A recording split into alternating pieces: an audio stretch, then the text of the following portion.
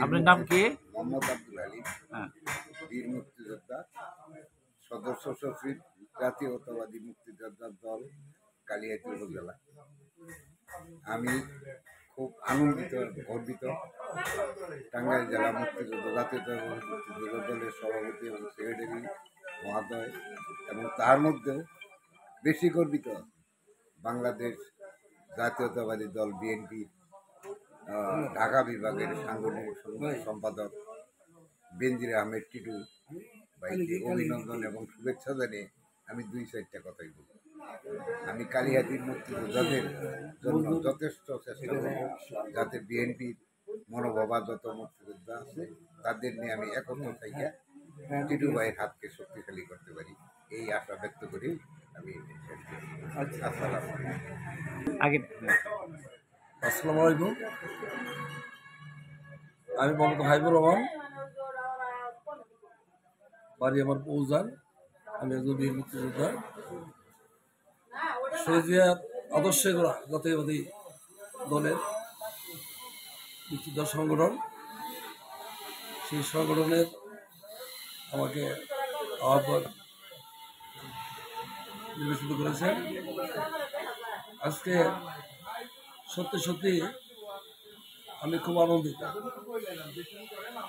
যারা আমাকে আহ্বায়ক জানিয়েছে, বিশেষ করে আমি বলতে চাই কালিহাতীর 4 লক্ষ ভোটারের অভিভাবক, আমাদের নেতা বেনজির আহমেদ টিটু সাহেবের প্রেরণাই আমরা জাতীয়বাদী দলের আহ্বায়ক হয়েছি। তবে আমি বিশেষ করে জেলা কমিটির সভাপতি মোহাম্মদ খালেক মন্ডল, সম্পাদক মোস্তাফিজুর রহমান ভাই, অ্যাডভোকেট মোস্তাফিজুর রহমান ভাই, এদেরকে আমার অন্তঃস্থল থেকে ধন্যবাদ জানাই।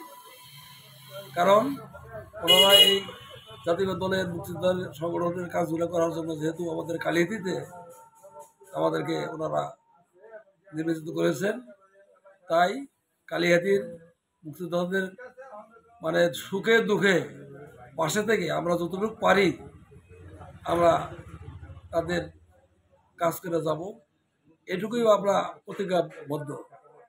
কারণ যেহেতু আমি একজন মুক্তিযোদ্ধা, সাধারণ মুক্তিযোদ্ধা যারা আছেন তাদের প্রতি আমাদের মধ্যে বিশেষ করে সহকর্মী যারা মুক্তিযোদ্ধাদের আমাদের সেই 71-এর সাথে যুদ্ধের রণাঙ্গনের তারা সাথী, আমাদের দুঃখে সুখে তারা ছিল, মরণও তারা ছিল, আজকেও তারা আমাদের পাশে আছে। তাই তাদের সাথে সঙ্গে থেকে কালিহাতী মুক্তিযোদ্ধার কল্যাণের জন্য যেটুকু কাজ আমরা করে যাব, এটুকু প্রত্যাশা রেখেই আমার কথা শেষ করছি। সকলকে ধন্যবাদ।